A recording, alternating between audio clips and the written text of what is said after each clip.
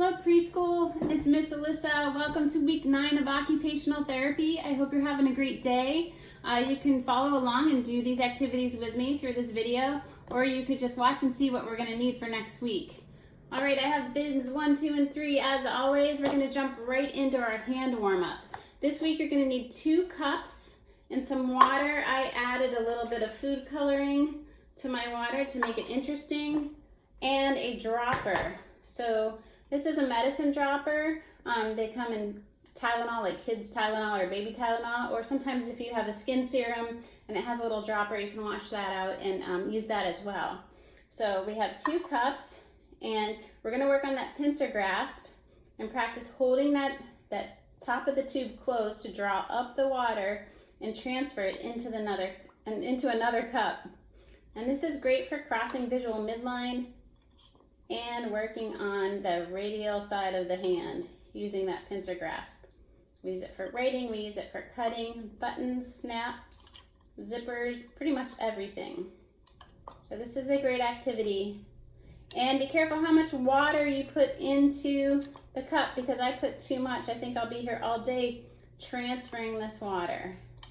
And you'll also notice that I'm using my left hand to stabilize the cup. And that is a good bilateral integration skill that we look for in handwriting. We always want kids to stabilize their paper when they're writing. All right, we're gonna stop here. You guys did a great job with that. Make sure you put a towel down on the table so you don't ruin the table if you are using food coloring. We're gonna move on to bin number 2.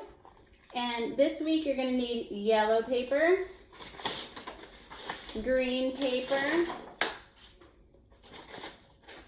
a bowl of small food items. You can use popcorn, cooked or uncooked, and you can, which would be ideal, or you could use cereal. I'm going to use Cheerios today. You'll need Elmer's glue, a marker, and scissors.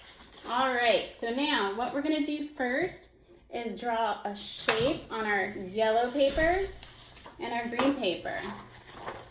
So let me show you my model here. We're going to make corn. So we're gonna make corn, and you can see some of my Cheerios. Cheerios are falling off. I didn't let it dry yet, but this is kind of what it's gonna look like when we're done.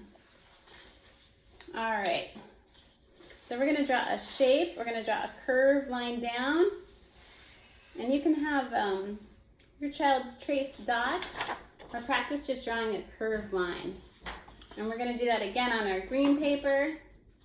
We're going to make the same shape. You can put a dot at the top and a dot at the bottom and have them connect the 2 dots with a curved line.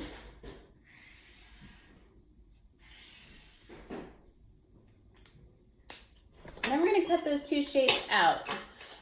So remember, thumbs up.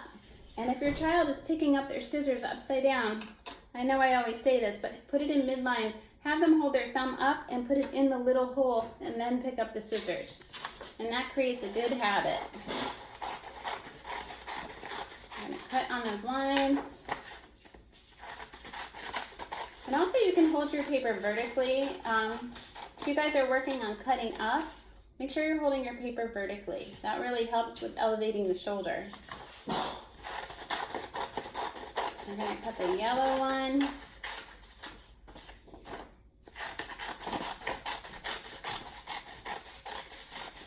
And we're going to save our scraps for another activity. I'm going to set those aside. So you should have 2 shapes when you're done, leaf shapes. That's actually going to be corn.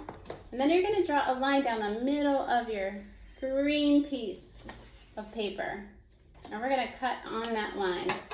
So again, we get to practice cutting on a line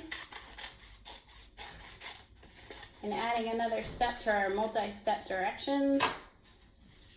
So you should have 2 pieces like this when you're done. And we're gonna create our piece of corn, gluing the leaves to the outside.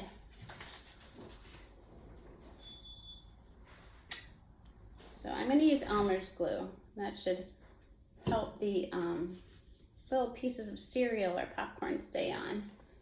If you don't have that, you can try a glue stick. That might work if we put a lot of glue on. Then we're gonna practice using glue properly if you do have Elmer's glue by putting dots of glue. So I'm going to probably make about 5 rows of 3 dots.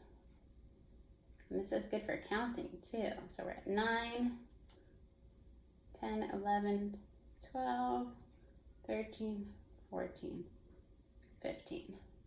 Then using those pincer fingers, we're gonna pick up those food items one at a time. If you wanna eat one, that's fine too.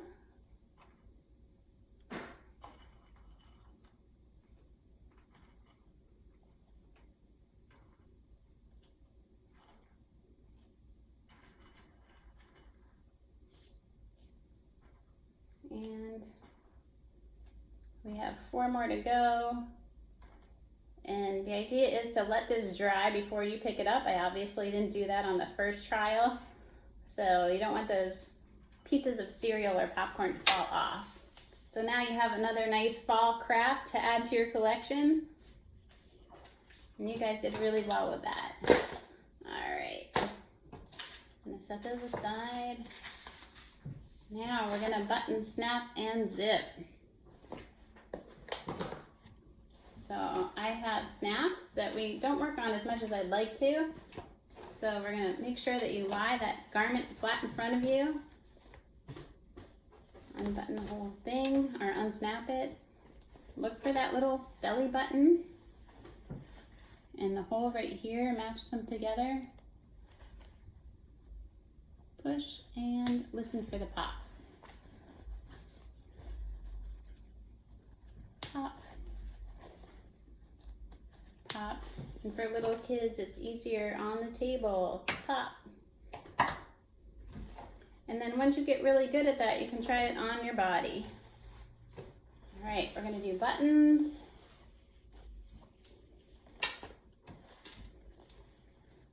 Peekaboo. Pull it through. Peekaboo.